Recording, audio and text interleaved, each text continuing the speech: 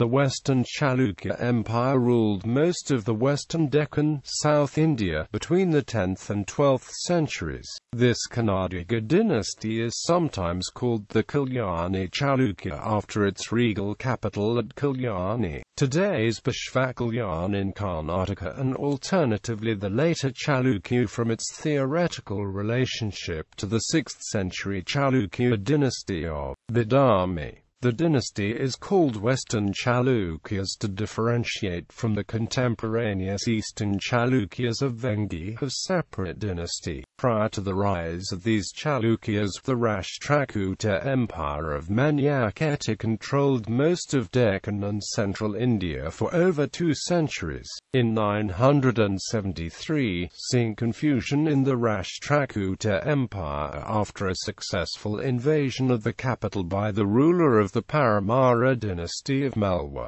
II, a feudatory of the Rashtrakuta dynasty ruling from Bijapur region, defeated his overlords and made Manyakheta his capital. The dynasty quickly rose to power and grew into an empire under Somesvara I, who moved the capital to Kalyani. For over a century, the two empires of southern India, the Western Chalukyas and the Chola dynasty of Tanjore, fought many fierce wars to control the fertile region of Vengi. During these conflicts, the Eastern Chalukyas of Vengi, distant cousins of the Western Chalukyas but related to the Cholas by marriage, took sides with the Cholas, further complicating the situation. During the rule of Vikramaditya VI, in the late 11th and early 12th centuries, the Western Chalukyas convincingly contended with the Cholas and reached a peak, ruling territories that spread over most of the Deccan, between the Narmada River in the north and Kaveri River in the south. His exploits were not limited to the south, for even as a prince during the rule of Somesvara I, he had led successful military campaigns as far east as modern Bihar and Bengal. During this period, the other major ruling families of the Deccan, the Hoysalas, the Suna Yadavas of Devagiri, the Kakatiya dynasty and the southern Kalachuri, were subordinates of the Western Chalukyas and gained their independence only when the power of the Chalukya waned during the later half of the 12th century. The Western Chalukyas developed an architectural style known today as a transitional style, an architectural link between the style of the early Chalukya dynasty and that of the later Hoysala Empire. Most of its monuments are in the districts bordering the Tungabhadra River in central Karnataka. Well-known examples of the Somesvara temple at Lakundi, the Mallikarjuna temple at Kuruvati, the Kallavara temple at Bagli and the Mahadeva temple at Itagi. This was an important period in the development of fine arts in southern India, especially in literature, as the Western Chalukya kings encouraged writers in the native language Kannada and Sanskrit. History. Knowledge of Western Chalukya history has come through examination of the numerous Kannada language inscriptions left by the kings, and from the study of important contemporary literary documents in Western Chalukya literature such as Gada Yuddha in Kannada by Rana and Vikramaditya in Sanskrit by Bilhana. The earliest record is dated 957, during the rule of Mlpkr, when the Western Chalukyas were still a feudatory of the Rashtrakutas, and Mlpkr governed from Tadavadi in present-day Bijapur district, Karnataka. The genealogy of the kings of this empire is still debated. One theory, based on contemporary literary and inscriptional evidence plus the finding that the Western Chalukyas employed titles and names commonly used by the early Chalukyas, suggests that the Western Chalukya kings belonged to the same family line as the illustrious Badami Chalukya dynasty of 6th century, while other Western Chalukya inscriptional evidence indicates they were a distinct line unrelated to the early Chalukyas. The record suggests a possible rebellion by a local Chalukya king, Chattogadeva of Banavasi 1200 province, in alliance with local Kadamba chieftains. This rebellion, however, was unfruitful but paved the way for his successor Talapa II. A few years later, Talapa II re-established Chalukya rule and defeated the Rashtrakutas during the reign of Karka II by timing his rebellion to coincide with the confusion caused in the Rashtrakuta capital of Manyakheta by the invading Paramaras of central India in 973. After overpowering the Rashtrakutas, Talapa II moved his capital to Manyakheta and consolidated the Chalukya Empire in the Western Deccan by subjugating the Paramara and other aggressive rivals and extending his control over the land between the Narmada River and Tungabhadra River. However, some inscriptions indicate that Balagamve in Mysore territory may have been a power centre up to the rule of Somesvara I in 1042. The intense competition between the kingdom of the Western Deccan and those of the Tamil country came to the fore in the 11th century over the acutely contested fertile river valleys in the Doaba region of the Krishna and Godavari River called Vengi. The Western Chalukyas and the Chola dynasty fought many bitter wars over control of this strategic resource. The imperial Cholas gained power during the time of the famous King Rajaraja Chola I and the Crown Prince Rajendra Chola I. The Eastern Chalukyas of Vengi were cousins of the Western Chalukyas but became increasingly influenced by the Cholas through the marital ties with the Tamil kingdom. As this was against the interests of the Western Chalukyas, they wasted no time in involving themselves politically and militarily in Vengi. When King Satyashraya succeeded Talapa II to the throne, he was able to protect his kingdom from Chola aggression as well as his northern territories in Kingan and Gujarat, although his control over Vengi was shaky. His successor, Jayasimha II, fought many battles with the Cholas in the south around c. 1020–21 when both these powerful kingdoms struggled to choose the Vengi king. Shortly thereafter in c. 1024, Jayasimha II subdued the Paramara of central India and the rebellious Yadava king Balama. It is known from records that Jayasimha's son Somesvara I, whose rule historian Sen considers a brilliant period in the Western Chalukya rule, moved the Chalukya capital to Kalyani in c. 1042. Hostilities with the Cholas continued while both sides won and lost battles, though neither lost significant territory during the ongoing struggle to install a puppet on the Vengi throne. In 1068, Somesvara I, suffering from an incurable illness, drowned himself in the Tungabhadra River. Despite many conflicts with the Cholas in the south, Somesvara I had managed to maintain control over the northern territories in Kingan, Gujarat, Malwa and Kalinga during his rule. His successor, his eldest son Somesvara II, feuded with his younger brother Vikramaditya VI, an ambitious warrior who had initially been governor of Gangavadi in the southern Deccan when Somesvara II was the king. Before 1068, even as a prince, Vikramaditya VI had invaded Bengal, weakening the ruling Pala Empire. These incursions led to the establishment of Karnataka dynasties such as the Sena dynasty and Varman dynasty in Bengal, and the Nayanadeva dynasty in Bihar. Married to a Chola princess, Vikramaditya VI maintained a friendly alliance with them. After the death of the Chola king in 1070, Vikramaditya VI invaded the Tamil kingdom and installed his brother-in-law Adrajendra on the throne, creating conflict with Kulothunga Chola I, the powerful ruler of Vengi who sought the Chola throne for himself. At the same time, Vikramaditya Vikramaditya VI undermined his brother, Somesvara II, by winning the loyalty of the Chalukya feudatories, the Hoysala, the Suna and the Kidambas of Hangal. Anticipating a civil war, Somesvara II sought help from Vikramaditya VI's enemies, Kulothunga Chola I and the Kidambas of Goa. In the ensuing conflict of 1076, Vikramaditya VI emerged victorious and proclaimed himself king of the Chalukya Empire. The 50-year reign of Vikramaditya VI, the most successful of the later Chalukya rulers, was an important period in Karnataka's history and is referred to by historians as the Chalukya Vikrama era. Not only was he successful in controlling his powerful feudatories in the north and south, he successfully dealt with the imperial Cholas whom he defeated in the Battle of Vengi in 1093 and again in 1118.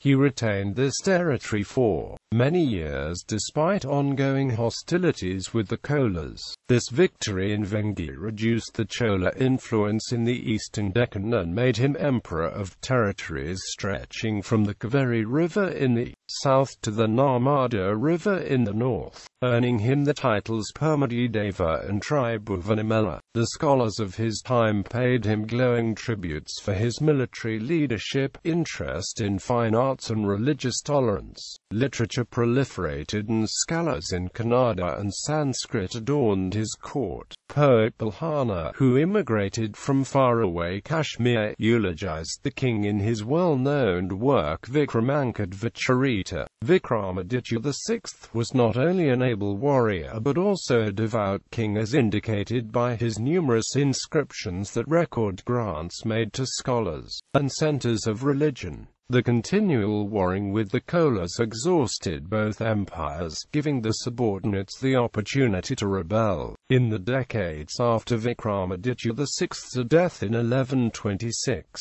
the empire steadily decreased in size as the powerful feudatories expanded in autonomy and territorial command. The time period between 1150 and 1200 saw many hard-fought battles between the Chalukyas and the feudatories, who were also at war with each other. By the time of Jagade Kamala II, the Chalukyas had lost control of Vengi and his successor, Talapa III, was defeated by the Kakatiya king Prola in 1149. Talapa III was taken captive and later released, bringing down the prestige of the Western Chalukyas. Seeing decadence and uncertainty seeping into Chalukya rule, the Hoysalas and Seanas also encroached upon the empire. Hoysala Narasimha I defeated and killed Talapa III but was unable to overcome the Kalashuris, who were vying for control of the same region. In 1157 the Kalashuris under Bijala II captured Kalyani and occupied it for the next 20 years, forcing the Chalukyas to move the capital to Anagari in the present-day Dharwad district. The Kalashuris were originally immigrants into the southern Deccan from central India and called themselves Kalanjara Puravaradi Savaras. Bijala II and his ancestors had governed as Chalukya commanders over the Karhad 4000 and Tardavadi 1000 provinces, with Mangalavada or Anagari as the capital. Bijala II's Chikalagi record of 1157 calls him Mahabhujabala Chakravarti, indicating he no longer was a subordinate of the Chalukyas. However, the successors of Bijala II were unable to hold on to Kalyani, and the rule ended in 1183 when the last Chalukya scion, Somesvara IV, made a final bid to regain the empire by recapturing Kalyani. Kalachuri king Sankama was killed by Chalukya general Narasimha in this conflict. During this time, Hoysala Veerabalala II was growing ambitious and clashed on several occasions with the Chalukyas and the other claimants over their empire. He defeated Chalukya Somesvara IV and Suna Balama V, bringing large regions in the Krishna River Valley under the Hoysala domains, but was unsuccessful against Kalashuris. The Seanas under Balama V were on an imperialistic expansion too when the Chalukyas regained Kalyani. Their ambitions were temporarily stemmed by the defeat against Chalukya General Bama in 1183, but they later had the vengeance in 1189. The overall effort by Somesvara IV to rebuild the Chalukya Empire failed, and the dynasty was ended by the Suna rulers who drove Somesvara IV into exile in Banavasi 1189. After the fall of the Chalukyas, the Seanas and Hoysalas continued warring over the Krishna River region in 1191, each inflicting a defeat on the other at various points in time. This period saw the fall of two great empires, the Chalukyas of the Western Deccan and the Cholas of Tamilakam. On the ruins of these two empires were built the kingdoms of the feudatories whose mutual antagonisms filled the annals of Deccan history for over 100 years. The Pandyas taken control over some regions of the erstwhile Chola Empire. Administration. The Western Chalukya kingship was hereditary, passing to the king's brother if the king did not have a male heir. The administration was highly decentralized, and feudatory clans such as the Alupas, the Hoysalas, the Kakatiya, the Suna, the Southern Kalachuri and others were allowed to rule their autonomous provinces, paying an annual tribute to the Chalukya emperor. Excavated inscriptions record titles such as Mahapradana, Sandhivagrahika and Dharmadakari. Some positions such as Tadayad and Anaika were specialized in function, while all ministerial positions included the role of Dandanaika, showing that cabinet members were trained as army commanders as well as in general administrative skills. The kingdom was divided into provinces such as Banavasi 1200, Nolambavadi 3200, Gangavadi 9600, each name including the number of villages under its jurisdiction. The large provinces were divided into smaller provinces containing a lesser number of villages, as in Belavola 300. The big provinces were called mandala, and under them were Nadu, further divided into kampanas and finally abada. A mandala was under a member of the royal family, a trusted feudatory or a senior official. Talapatu himself was in charge of Tadavadi province during the Rashtrakuta rule. Chiefs of mandalas were transferable based on political developments. For example, an official named Bamanaya administered Banavasi 1200 under King Somesvara III, but was later transferred to Halasige 1200. Women from the royal family also administered Nadas and Kamparanas. Army commanders were titled Mahamandaleshwaras, and those who headed a Nadu were entitled Nadagawanda. The Western Chalukyas minted punch-marked gold pagodas with Kannada and Nagari legends, which were large, thin gold coins with several varying punch marks on the obverse side. They usually carried multiple punches of symbols such as a stylized lion, tree in Kannada, a spearhead, the king's title, a lotus and others. Jayasimha II used the legend Srijaya. Somesvara I issued coins with Sri Trilo Kamala. Somesvara II used Bhuvani Kamala. Lakshmi Deva's coin carried Srilasha, and Jagade Kamala II coinage had the legend Sri Jagad. The Alupas, a feudatory, minted coins with the Kannada and Nagari legend Sri Pandyadanamjaya. Lakundi in Gadag district and Sudi in Dharwad district were the main mints. The heaviest gold coin was Gajanaka, weighing 96 grains, Drama weighted 65 grains, Kalanju 48 grains, Kasu 15 grains, Manjadi 2.5 grains, Akka 1.25 grains and Panna 9.6 grain. Economy. Agriculture was the empire's main source of income through taxes on land and produce. The majority of the people lived in villages and worked farming the staple crops of rice, pulses, and cotton in the dry areas and sugarcane in areas having sufficient rainfall, with areca and betel being the chief cash crops. The living conditions of the laborers who farmed the land must have been bearable, as there are no records of revolts by the landless against wealthy landlords. If peasants were disgruntled, the common practice was to migrate in large numbers out of the jurisdiction of the ruler who was mistreating them, thereby depriving him of revenue from the labor. Taxes were levied on mining and forest products, and additional income was raised through tolls for the use of transportation facilities. The state also collected fees from customs, professional licenses, and judicial fines. Records show horses and salt were taxed, as well as commodities and agricultural produce. Land tax assessment was based on frequent surveys evaluating the quality of land and the type of produce. Chalukya records specifically mention black soil and red soil lands in addition to wetland, dry land and wasteland in determining taxation rates. Key figures mentioned in inscriptions from rural areas were the Gavundas and Gaudas. The Gavundas belonged to two levels of economic strata, the Praja Gavunda and the Prabhu Gavunda. They served the dual purpose of representing the people before the rulers as well as functioning as state appointees for tax collection and the raising of militias. They are mentioned in inscriptions related to land transactions, irrigation maintenance, village tax collection and village council duties.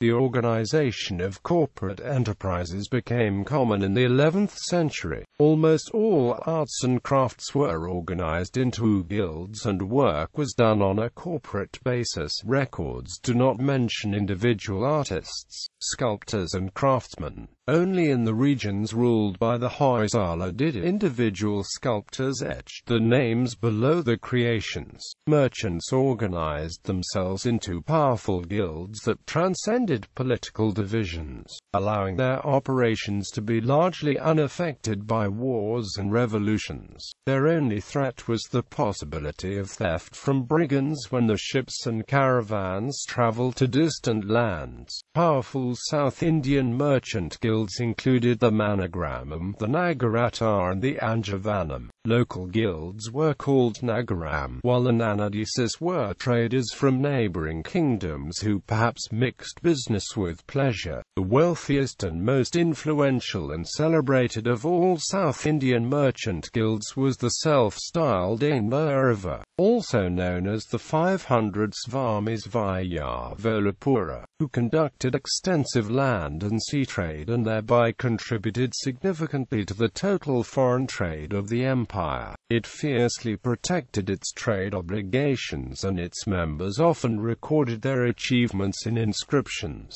500 such excavated Prasasti inscriptions with their own flag and emblem, the bull, record the pride in the business. Rich traders contributed significantly to the king's treasury through paying import and export taxes. The edicts of the Ihol Swamis mention trade ties with foreign kingdoms such as Chera, Pandya, Malaya, Magadh, Kaushal, Saurashtra, Karamba, Cambodia, Lata, Parasa and Nepal. Traveling both land and sea routes, these merchants traded mostly in precious stones, spices and perfumes, and other specialty items such as camphor. Business flourished in precious stones such as diamonds, lapis lazuli, onyx, topaz, carbuncles and emeralds. Commonly traded spices were cardamom, saffron, and cloves, while perfumes included the byproducts of sandalwood, baleum, musk, civet and rose. These items were sold either in bulk or hawked on streets by local merchants in towns. The Western Chalukyas controlled most of South India's west coast, and by the 10th century they had established extensive trade ties with the Tang Empire of China. the empires of Southeast Asia and the Abbasid Caliphate in Baghdad, and by the 12th century Chinese fleets were frequenting Indian ports. Exports to Song dynasty China included textiles, spices, medicinal plants, jewels, ivory, rhino horn, ebony and camphor. The same products also reached ports in the west such as Dhofar and Aden. The final destinations for those trading with the west were Persia, Arabia and Egypt. The thriving trade center of Saraf, a port on the eastern coast of the Persian Gulf, served an international clientele of merchants including those from the Chalukya Empire, who were feasted by wealthy local merchants during business visits.